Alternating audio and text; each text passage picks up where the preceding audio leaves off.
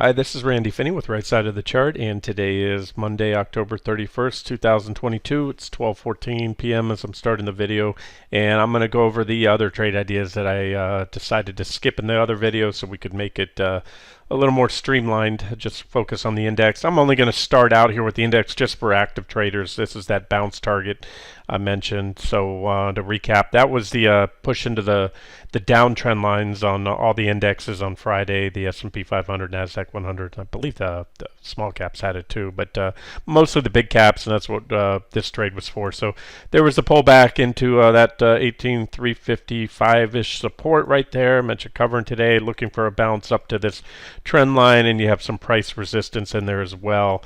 And right there, actually, it's I think I showed on the 5-minute chart about 11,480 at the downtrend line. So that's again close to hit. When you zoom in, remember, if all eyes are on that downtrend line, I'm not going to hold out for the last penny right there to try to squeeze out, a few extra cents. So I'll reverse just shy of that, and suspect we have a very very small trend line there. We're probably going down at least, you see a 5-minute divergent. We don't have any divergence at all, not even on the 10, 5s. So get another thrust down to maybe a full tag of that 11,350, 475-ish level, give or take. That might be it for today. Remember, we have the FOMC announcement coming up on Wednesday, so we're likely to kind of grind around. So again, active traders might scalp a few bucks here and there, and swing traders ought to just be patient. If you're positioned one way or the other, long or short, just don't go too heavy into the Fed meeting, and you can always add to those positions or subtract, meaning close out, stop out afterwards, depending on what happens. So all right, let's dive into the charts. We'll see what happens there. Still right now, that's why I wanted to lead off here, because that's an objective short entry there, and then you have pretty good resistance just above it at 11,515. And again, so the fact technically the case is still sound for short there, and I think as I said, I think the run was a little bit overdone, a little fully priced in, and then some. The fact that the Fed may back off a bit, so how much more upside is left? So you have a technical plus a fundamental, if you will, catalyst, meaning overbought and or a little bit excessive bullishness just in the last couple weeks here, and that undoubtedly had cleared out, that move has undoubtedly cleared out quite a bit of short interest and bearish pessimism, which has really kept a bottom on the market for the time being. All right, let's jump into the charts here. Let's start out with wheat, because I just posted an update under that homepage post, and in that update in the comments section, I added one more line here that I missed earlier. It's at 850. Well, my line says 856 and a quarter. Give or take. It's a quarter point. Call it 856 right there. And why did I add that line? Because it's more of a support zone. This is the one I had there before, 863 and a quarter. But I'm going to circle all the reactions here. We have multiple reactions on that level from above and below. That's what makes it a valid support level, and as such it should have been included in there before. So it's more of a support zone, if you will, from about 856 to 863, and we pulled back to it. And you can see most recently, especially, you had this little basing pattern here, this trading range with the divergent low, which we broke out of. So in my reply, what I mentioned to one of the members or subscribers that took this, is that you remember we took this trade not based off the news. The headline was it broke Saturday or Friday night, Saturday morning, that Russia was going to back out of their pact to restart shipments of grains out of Ukraine and the Black Sea, and then they reneged on that. They're having a tough time over there. They're not doing as well as they thought they would be, and so they're trying to obviously punish the West and punish those against them. So that sent prices up. That was a catalyst for this gap. But again, I want to reiterate, we took this trade not based on that news. That just went our way, and it's uncanny how often the charts will proceed or or kind of almost identify or align with a fundamental catalyst. And then later on, the catalyst today, they started fading this rally. You can see here a little fade of the pop so far. Now we're still very positive, still up almost 4% on the futures. But I'm reading the headline from another monitor here.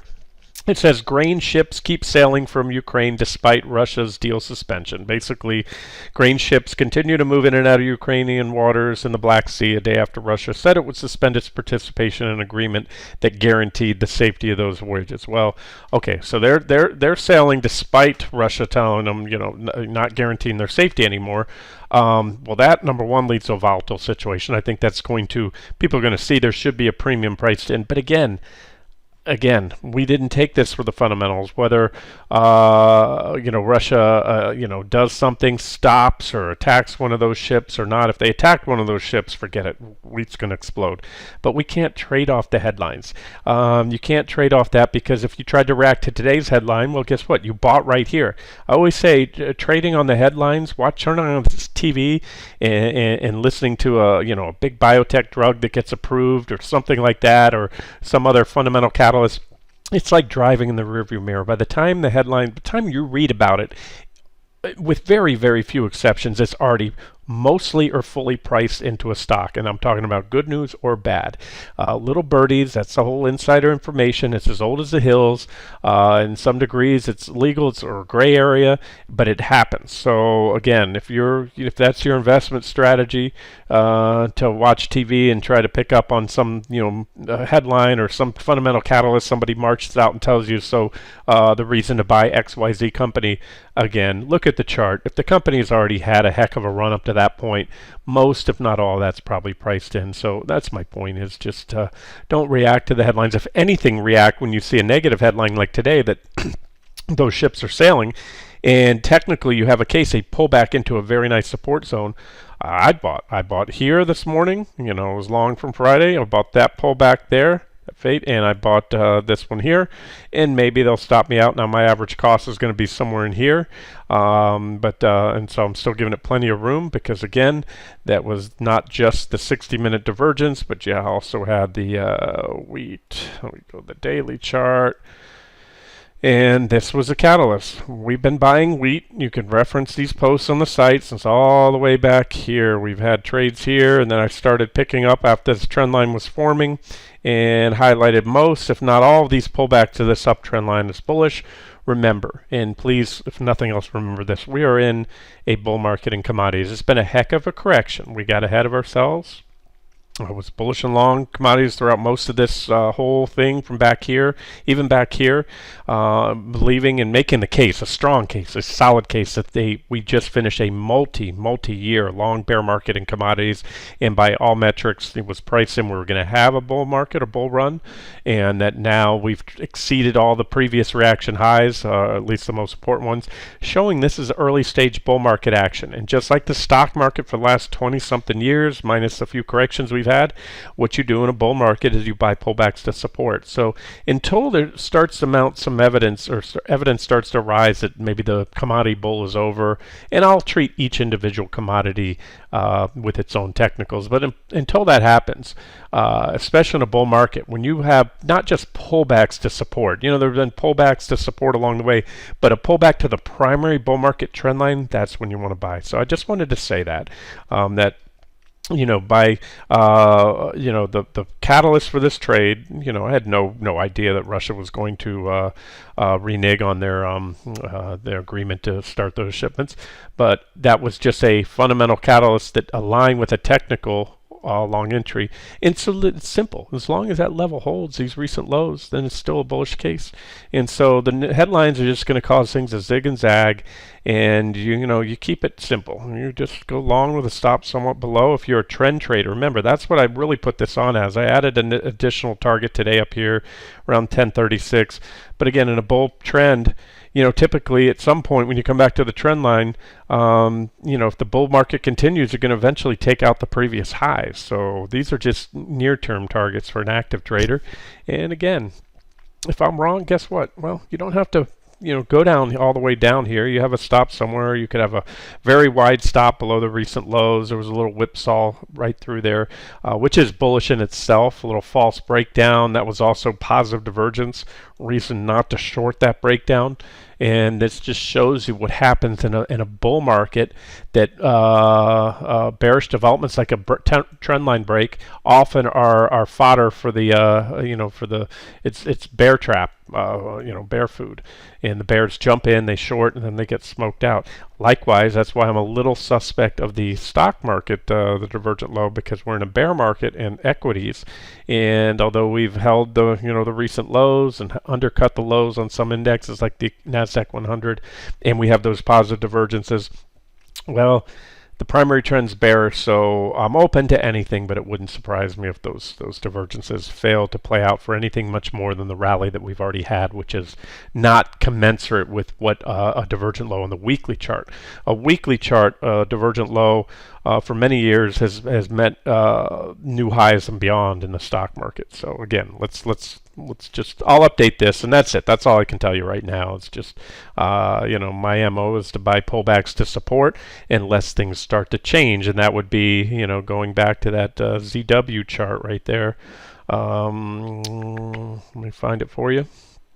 And you need to understand the quirky hours of grain futures. They start trading late at night, trade around the late at night, and then open up in the morning. They shut down a little bit in the morning, and they stop at something like 2:30 in the afternoon Eastern time, 3 o'clock, something like that. They trade on Central Time. You can look it up, but I tell you that because when you'll notice, wheat futures are going to stop trading before the market closes today, and then you're going to notice that wheat ETN's just not moving much, and that's because the futures, at least there's different wheat futures. These are the ones that I trade, the CW. So, anyways, there it is.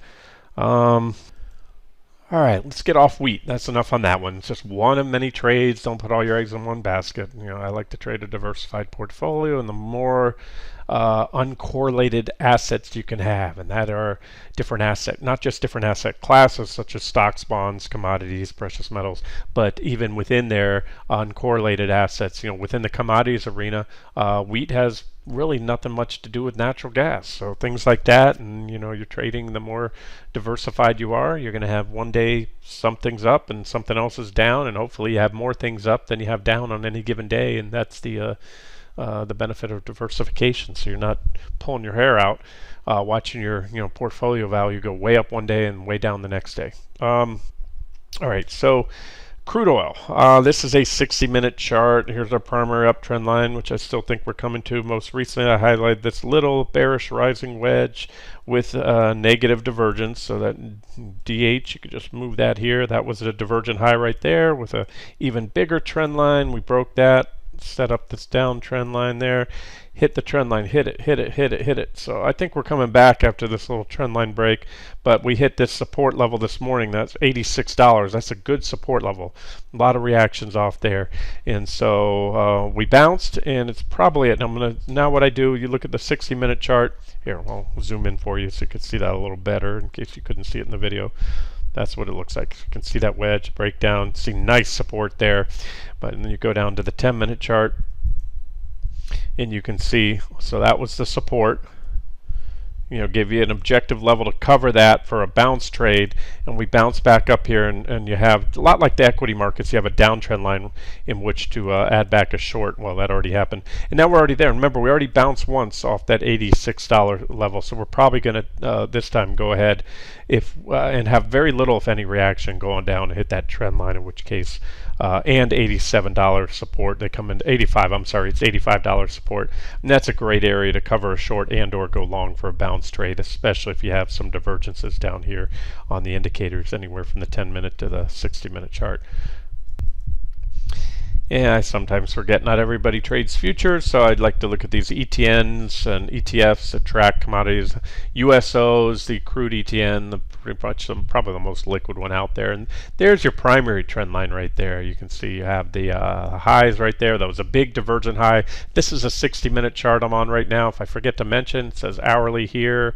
I think that's just cut off on the top of the screen. Yeah, it is where it says 60-minute, but you can always see my time frames here if I don't mention it. Negative divergence, minor trend line break. We shorted that, and then we shorted this one, that secondary trend line break, and the back test.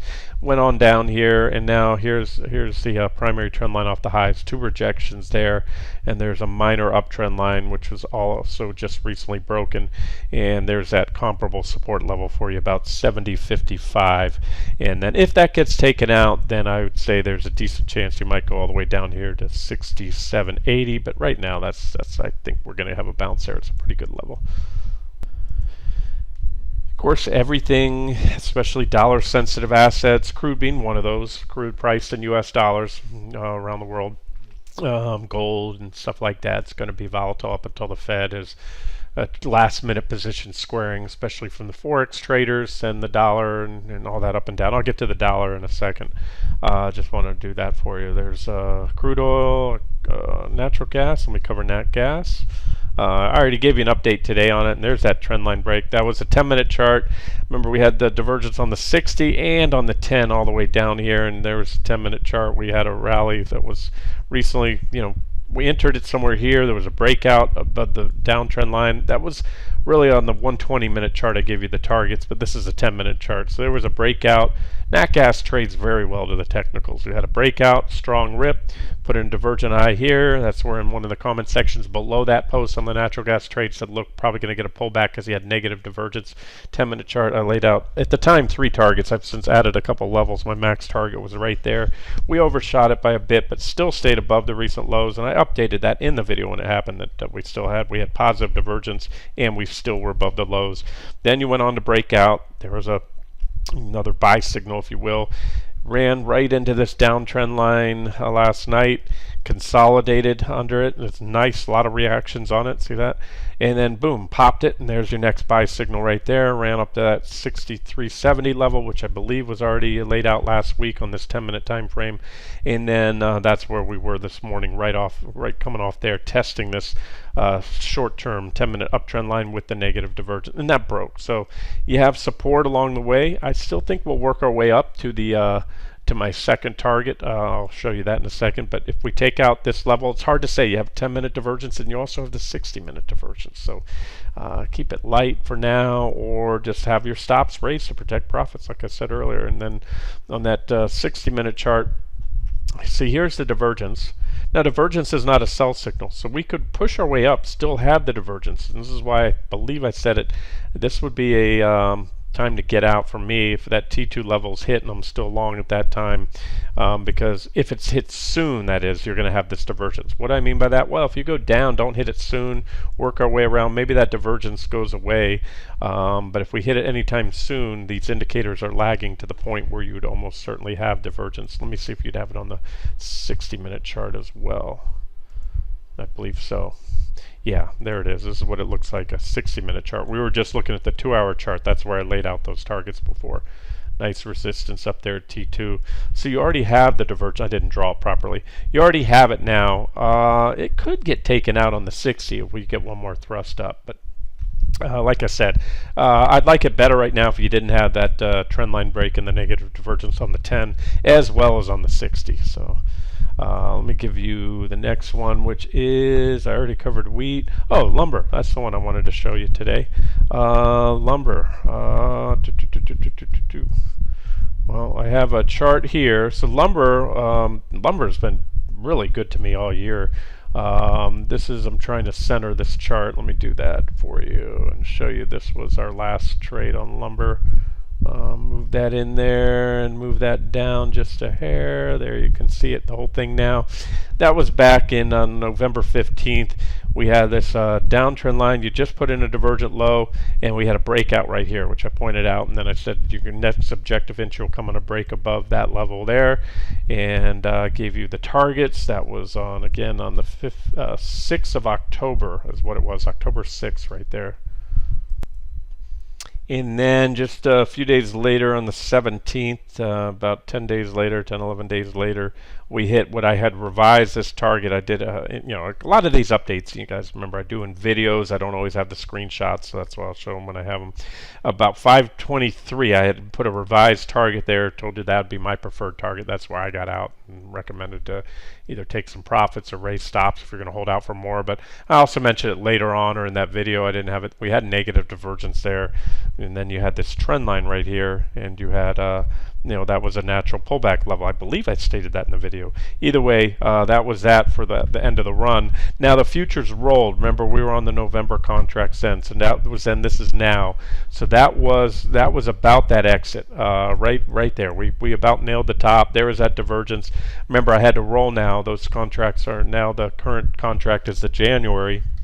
And we've come full circle, so we're back to that 451. That was exactly where. That's where I put on the last trade. I pointed out the breakout right after it happened. So next objective entry will be when we break that level. And that was it right there. There was your buy signal. We ran up, milked it right to the top, got out, and now we've come full circle. We've corrected. Lumber's had a pullback of about 16% or so.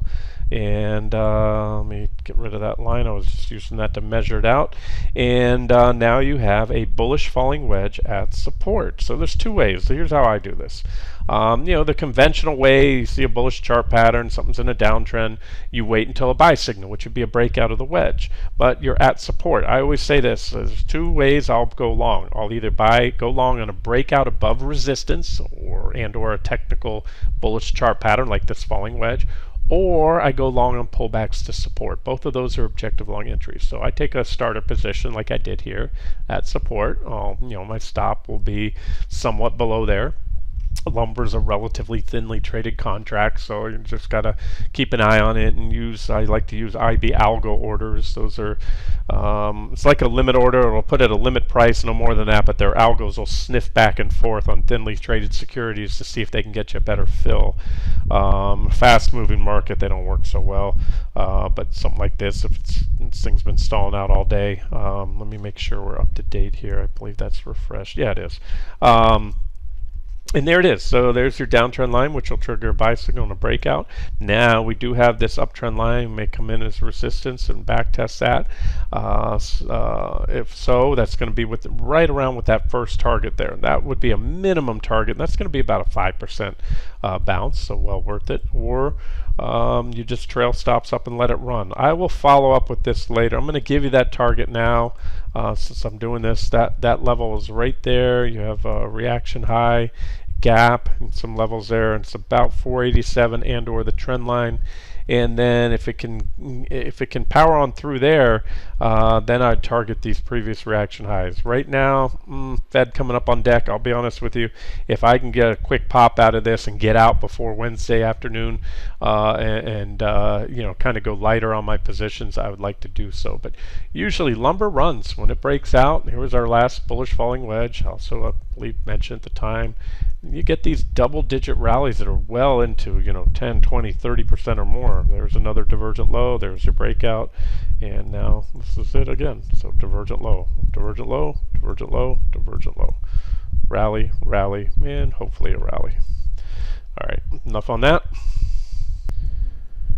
Okay, Treasuries, probably what I would consider, well, almost certainly what I'd consider, the single most important chart for the 30-year bond is TYX, which is the 30-year yield, the yield on the 30-year bond. And this is that uptrend line that I expect to break. When it does, that's your next buy signal on bonds, because remember, when interest rates go down, these are the rates, bond prices go up. There's an immutable correlation. Some correlations I talk about, such as the impact of the dollar on gold or oil, are kind of on-off. They can be offset by supply and demand dynamics. But what is immutable and does not change, in other words, is the fact that on Treasury bonds, when rates go up, the price of bonds go down, and vice versa. So therefore, that would be a big buy signal for bonds, and it's a very well-defined trend line. You had the negative divergence here.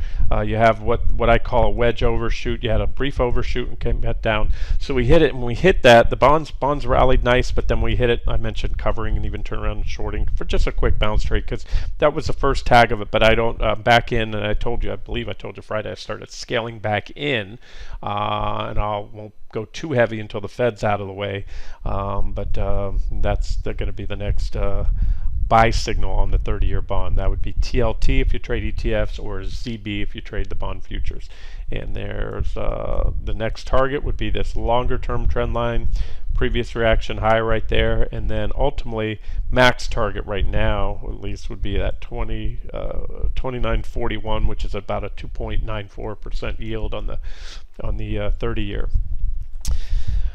TNX is the yield on the 10-year. Same thing, very similar at least.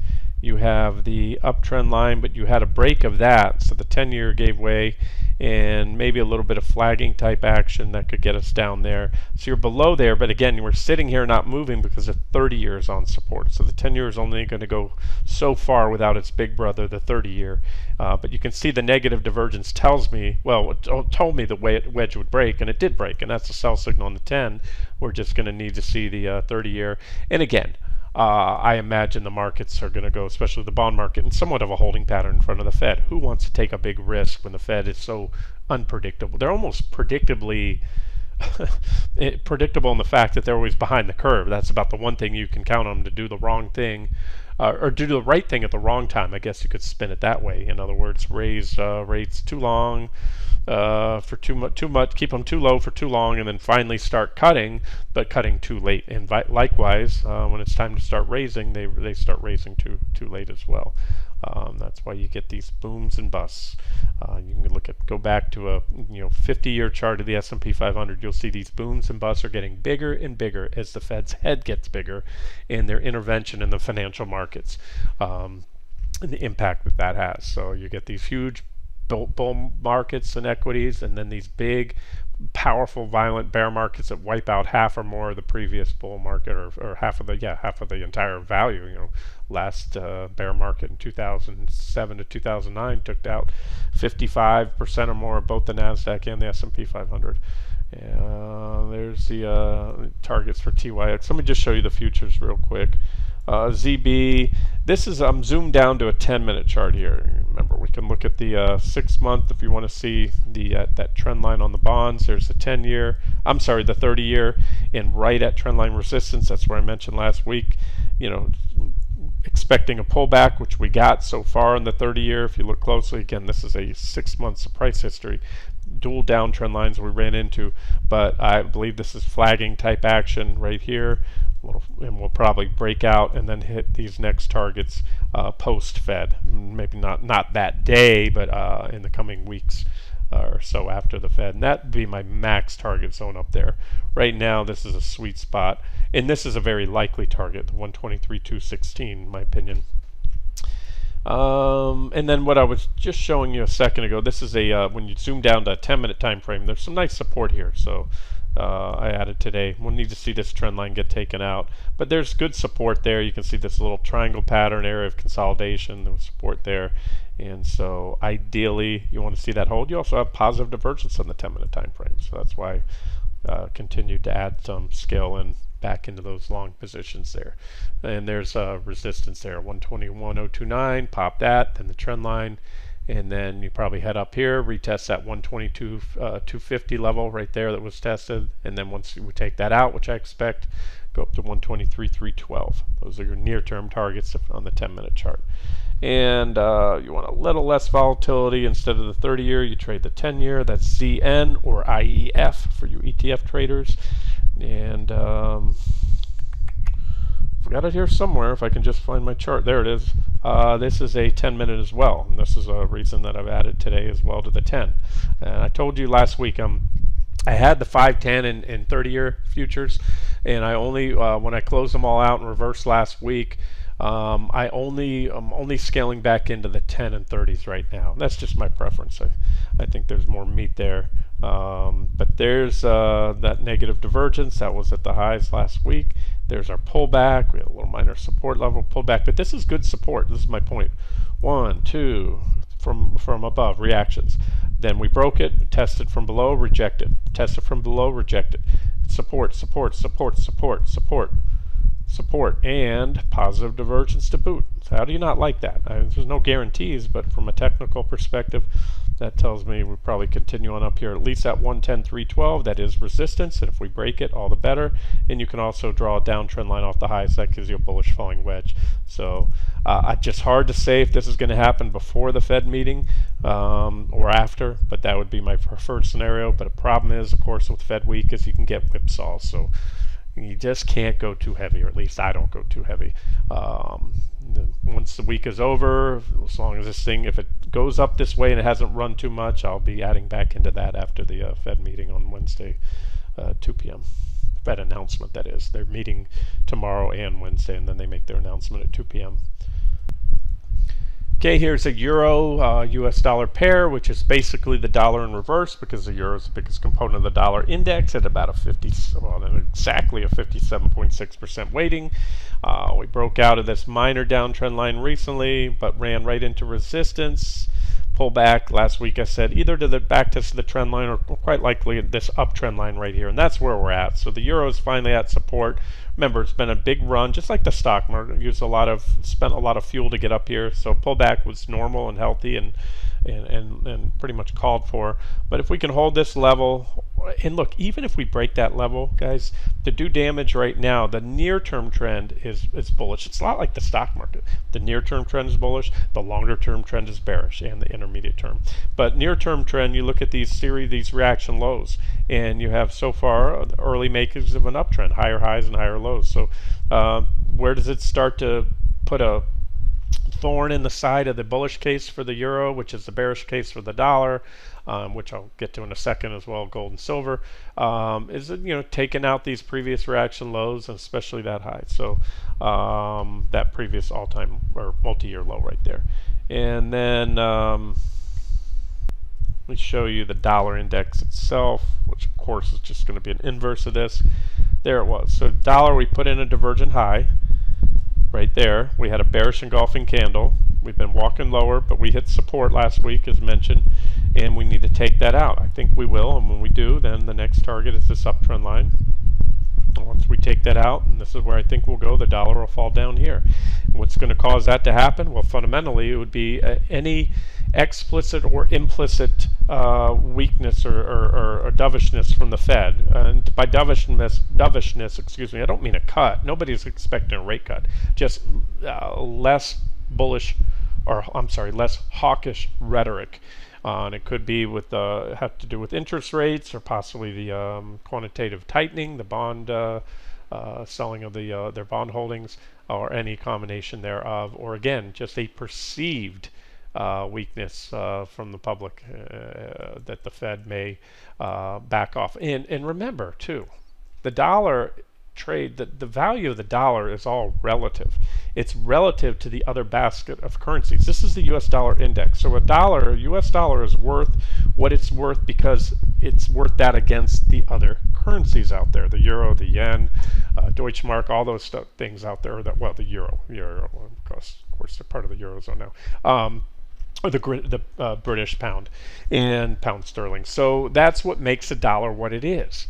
And so where I'm going, the Fed could maintain their hawkish rhetoric and posture right now, but then if the euro, which has now been starting to play a game of catch up, starts hiking, the European Central Bank or other central banks, we've seen that in the UK, then that itself could cause the dollar to go down if their rates are going up faster than ours. Or again, it's not how much they're going up, it's more of what the market thinks they're going to go up. And so those are things to look for. And at the end of the day, you can think through that fundamental stuff all day long. Let the technicals be your guide. They're much more accurate than trying to guess what the ECB is going to do, or the Bank of England, or the Bank of Japan. And these are the levels. I'm going to add one more right here. I see a little support level we're going to get, and they come in together. So there it is. And it looks like maybe a little bear flagging action on the dollar. So that would take us down there, and maybe that's post-Fed right there. It takes us to that level. Oh, and then at the end of the day, why did I do this? I'm not a big Forex trader. There's times I'll trade futures, the dollar index or the euro. But it's all about gold. Gold's priced in US dollars, at least the gold we're trading here and in many places around the world. And there's a pretty constant relationship over time, whereas when the dollar is falling, the price of gold goes up, and when the dollar is rising, the price of gold goes down. So obviously we've been in a strong uptrend in the dollar, and so therefore it's no coincidence at all that this looks like an inverse chart of the dollar index, which also is positively correlated with the euro. So So if that all plays out, everything I just talked about, and the dollar goes down, then gold's going to go up. If the trend in the dollar continues and those divergences fail to play out, gold will go down. I don't think that's the most likely case. I'd be a fool to say otherwise, that it must do one thing or the other, but I can tell you there's, just like the dollar has the negative divergences and recently put in a divergent high, gold put in a divergent low. And it's still above. It's still making, so far, holding above those lows. Even if it had a brief undercut of those lows, it's still going to be a divergent low unless it goes much lower. A lot of work to be done. So there's a bullish setup, bullish technical posture, even though the current trend is bearish. But that's a big, to me, very big level, about 158. Be a massive short covering rally, big bear trap. This whole thing will be a bear trap if gold can get back above there, and that's going to be longer term bullish. So we'll know. We should know, I should say. We should have a better idea after the FOMC decision on Wednesday. Remember, you're going to see what I call post FOMC noise. What does that mean? You look at the 1 minute charts of the futures or currency. You're going to see this and then this and then this. That's it. It's going to, the market's like a chicken with its head cut off, running around like a chicken with its head cut off right after those big FOMC announcements. Buy programs kick in, they start buying and they start selling, and it's high frequency trading faster than humans can act. But then at some point, as the day goes on and then into the following day, the dust will settle. The institutions and the humans will have time to parse through all that information, the portfolio managers, and decide whether they want to accumulate stocks or gold or whatever it is that's dollar sensitive, or they want to sell those. All right, it's that simple. And gold futures, this is a zoomed in close-up version of the 60-minute chart, hourly candlesticks, just 1 month of trading history. I'll zoom out in a second. But you had that big divergent low, was very bullish setup here on the 60-minute chart. Positive divergence right there in a nice clean trend line break, which to trigger a buy signal. The breakout was impulsive. He had a rally up to resistance. There, he pulled back. And we've been bouncing around. Recently I highlighted this 60-minute divergent high, and that's played out so far, and then we took out the uptrend line, and you're seeing some profit taken pre-Fed, but I like it here. In fact, I just after closing out, I started buying back in. I've been scaling back in now. I'm accumulating. I'm going to go long gold and silver into the Fed meeting. We could have another leg down. We could even take out these divergences in that low, but as of now, I'm going to buy and keep a mild position going in, and with plans to either add to it or start pulling the plug after. And that's a bit of a we'll call it anticipatory trade. I anticipate dollar weakness and strength in gold after, but here it is so far in gold futures. You have a double bottom right there. We're a little bit above that, but you're at support as well right now. And again, you have positive divergence on the 60-minute. That's what I like to see. I like to buy these divergent lows, and I like to sell the divergent highs. So like I said, gold is in a downtrend, make no mistake about it. So what does it need to do? Well, first thing, to take out this previous high right here, and that's going to give us the early makings of an uptrend. Then you got to get this high there, then that one, and of course that level on the daily chart I showed you before, I think it would correlate with that 1700-ish level right there. And silver is just going to follow its big brother.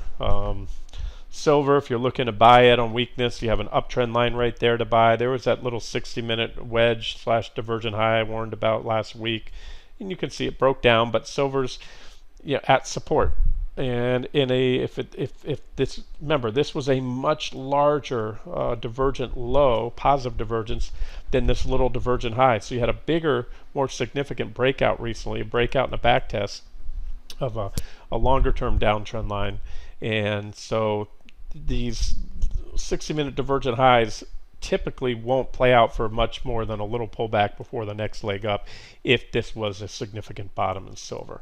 Time will tell, and we'll have a much better idea when these previous highs start getting that one first and then that one if they get taken out. And like anything, don't get married to it. If it wants to just smash on through the trend line, take out those lows, take out the divergences, then there's really not a reason to be long silver, at least not at that point in time.